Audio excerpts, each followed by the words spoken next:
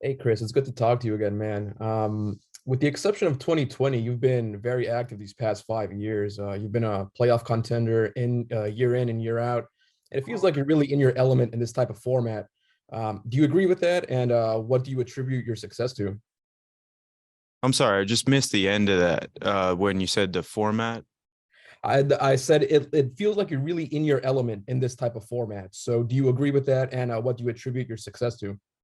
Oh yeah, well, geez, yeah, I have been pretty active, right? I think it's like 4 or 5 fights a year the last couple of years, and I think what makes me successful at that is my wrestling background. Being used to making weight a couple times a week, wrestling, 3, 4 matches a day, getting up, doing it all over again.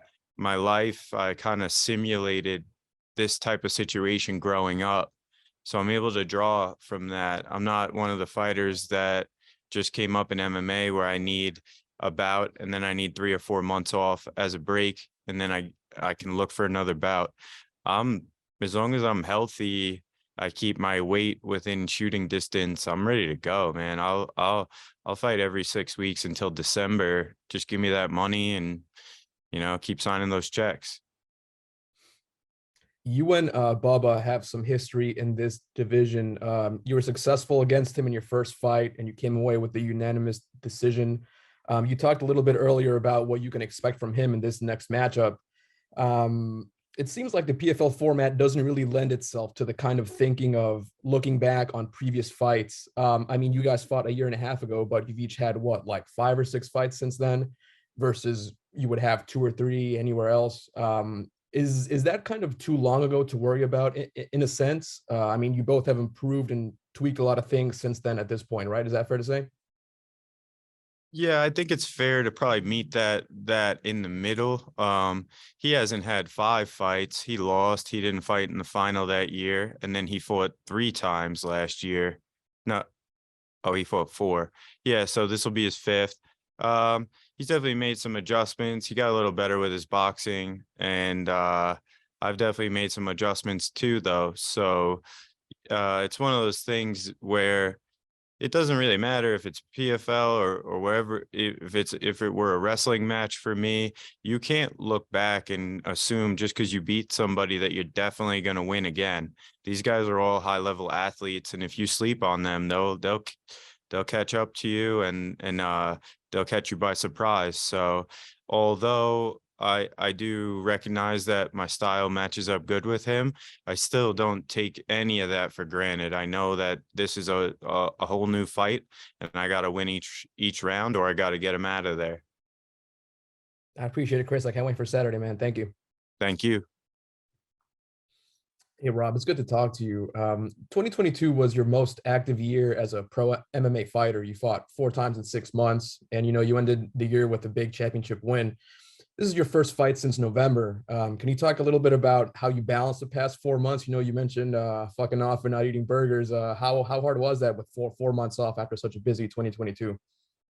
I ate a fair few burgers with my time off. No, it was good. Obviously, you have the season and you train really hard, and then you're going to have a little bit of time off. It went pretty quickly, but going home to Tassie was nice to see family and friends. And I'm always training. I don't just stop training or anything like that. But it's nice just you don't have to stress about a fight coming up or what you're eating too much. But I'm always at the gym and always looking to improve. You mentioned going back home to Tassie. Here in the States, most people unfortunately associate Tasmania with Looney Tunes, right? Can you talk a little bit about what your hometown is like and how it helped raise you? It's my favorite place in the world. It's a beautiful little island at the bottom of Australia. Uh, it's not tiny. I think the population's about 500,000 people, but it's enough space that it's just, yeah, I highly recommend going there if you ever can, but I'm looking forward to, I always look forward to getting back home.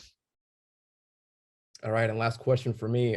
This fight has a lot of eyes on it, and for good reason. You have the 2022 PFL World Champion trying to make a statement and say, "Yeah, it's a new season, but I'm still here. I'm still the man to beat." Right. And on the other side of the smart cage, you have a big free agent signing. he's looking to make his presence felt in this new league that he's in now. Are you of the belief that this is the biggest fight of your pro career, given the circumstances? Yeah, I feel like this is a huge fight. I feel like it's bigger than my title fight last year, and I'm going into this to make a statement. And I think getting a win over Thiago really helps prove that I'm one of the top light heavyweights in the world. Awesome. Thanks for your time, Rob. Can't wait to see you on Saturday. Thank you.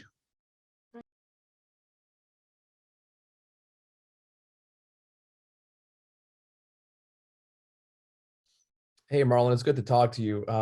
This is going to be your first full year with the PFL, right? And your first fight of the 2023 season is against none other than last year's champ. How does that affect your thought process going into the fight? Is there a benefit to approaching this as if it were a title fight, or do you see it differently? Yeah, definitely. I'm fighting the champion, and that's how I prepare myself. I prepare myself to fight with the best 145 pounder in the world. That's Brandon. And that's how I'm walking into this fight. And you've had a tough stretch as of late, but it has been against top level elite fighters. You know better than anyone else that adversity is a big part of fighting, and through adversity, there's a path to growth. What have you learned about yourself throughout the course of the last few fights? I'm a strong guy, and I believe in myself, and I'm at the level, I fought with the best in the world, and I never pick a fight. And I'm so proud to look myself in the mirror every day and know that every single fight I gave my best. I put all the work in, that's it. Spoken like a true fighter. Thank you for the time, Marlon. Appreciate it. Hi, Krzysztof. It's good to talk to you, my man. You faced a lot of top level competition over the past few years. You're a new face in this promotion. What can you tell the PFL fans and even the rest of the division about the experience you bring into the smart cage, not so much physically, but mentally as well? I just want to say coming PFL for this fucking belt. This year is my year, and the belt will be on my hips this year. Let's go. We know the gas tank is not an issue for you. You can take fights deep into the third round, and you're very successful when you do that. You now move up to weight to 205 pounds. You mentioned that your body's feeling good, and that's awesome. What can you tell us about how you approach those later rounds now that you're a little bit heavier in the light heavyweight? I'm not too much heavier like when I fight with a 185, maybe like 10 pounds heavier. So it's not too much, but that's why I don't put too much weight on me, because I want to keep my athletics, my condition, like you say. And I feel great, even better, because I'm much stronger and I'm still fast and still athletic, and still I have my breakdance move, what I can show in this Saturday. Is it safe to say that your middleweight days are behind you? Are you committed now to the 205 division? One more time. Are you committed to the 205 division? Or Yes, we see what happens Saturday, but I'm ready to go in a 205 too. Hey, Josh, it's good to talk to you, my man. You're heading into your first full season as part of the PFL roster. That said, you still had 3 fights last year. Do you think that was enough for you to get the sense of the type of turnaround that the PFL season format presents? Yeah, man. Like I said, MMA it's an adapting sport.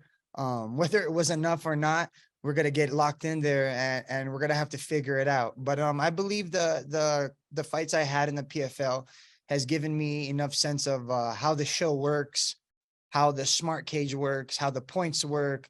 But other than that, MMA is MMA. We're putting on small gloves, and we're trying to beat each other up and finish this fight. So yeah. And we've seen champions come out of small gyms. We've seen champions come out of large gyms. What can you say about how the experience has been for you so far at ATT? I mean, I see you repping them hard there too. It's such a big gym. You do have a lot of champions there. You have a lot of elite level talent and coaches there also. What's it like for you in terms of the size of that gym, but still the level of success that they've had throughout the years? So I tell this to everybody, what ATT has to offer, in my opinion, is one of the key things that fighters need when they go into fights.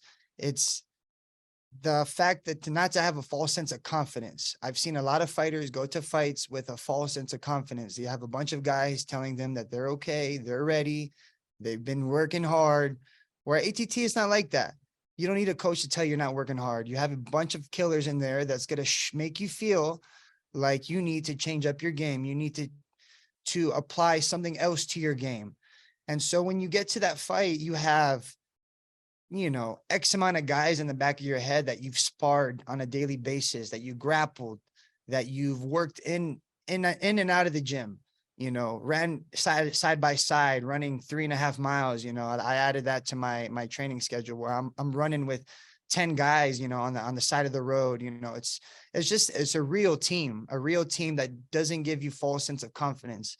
And that's what I tell all these fighters, you know, try to find a real confidence in yourself, not this fairy tale thing where you think you're going to throw this overhand right and the fight's going to be like a Rocky movie or something like that. It's not like that. You need to go in there with a real sense of confidence, and ATT gives me that. They give all the fighters that, to be honest with you. Appreciate the insight, Josh. Thanks so much. Can't wait to see you on Saturday. Yes, sir. Thank you. Hey, Bubba, it's good to talk to you again, my man. Yes, sir. You've been very active past 2 years, man. You fought 3 times in 2021, 4 times 2022. You made it all the way to the championship final in November. You're no stranger to the grind. You already know what it is. You've already talked about the mental changes you've made this past offseason. Have there been any changes in your actual training or preparation heading into your 3rd PFL season? Or do you think you've already got this down to a science now that you've had all the experience with the season format? No, I pretty much have it to a science, but we've just been training more. Gotcha. And it's No, sorry. I wasn't done. Now I lost my thought. Damn it. Next question. It's no secret that you and Chris Wade got some history here, right? Do you let yourself think back to that first matchup with him, or has it been long enough that you're now more focused on your side of the cage and what you need to personally do to continue to improve? I'm always focused on me, man. It's always Batman versus Batman. We've been saying that for 3 years. Every year I come out, I get better. Every year I come out, I get closer to the championship. And I believe this is the toughest year and the best year to win the championship. Me versus me. Of course, I focused on the things that I did wrong against Chris Wade, but that started before, the referee even let us, get to the center of the cage. So I'm a completely different person and fighter than I was then. And, I'm going to show Chris Wade that he did not beat anyone near close to the bad man, Bubba Jenkins, when he first got me. Let's see if we can get your train of thought back. I think you have this PFL season format down to a science now, you were saying? Absolutely. Yeah. We just did more training, more focusing on, the mistakes that we made in the mental game, and more focus on, sharpening up those really good strikes that I have and adding to those. It's like someone said, LeBron comes back with a post game and a fadeaway and things like that. And with the strikes that I was successful with and landed on a lot of people, we added to that, and we're looking to add waves on top of that. So we're trying to be more damaging this year than we are controlling. And last one for me, Bubba. I thought about you the other day, actually. I lit a candle in my room. I almost set fire to the whole damn house.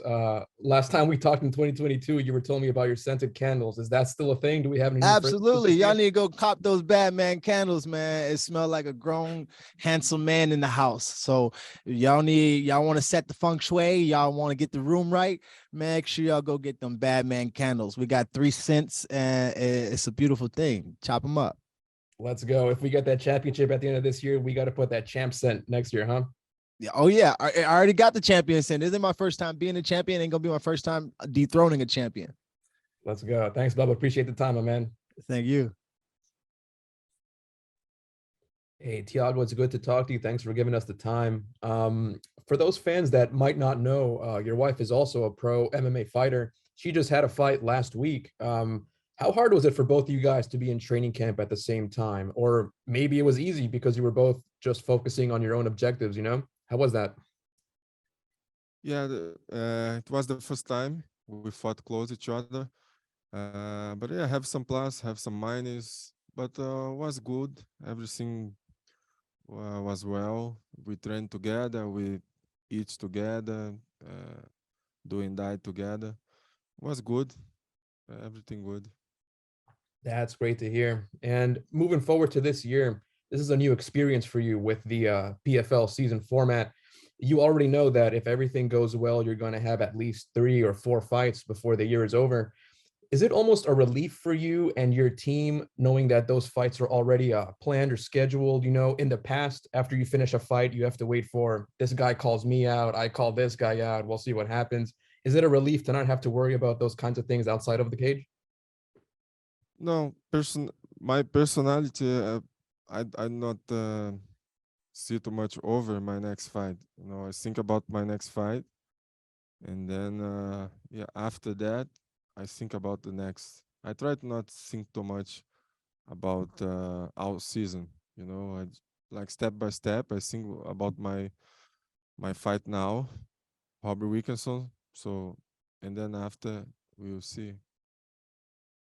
How much were you able to study Rob from last year? Do you have a good sense of what kind of fighter he is?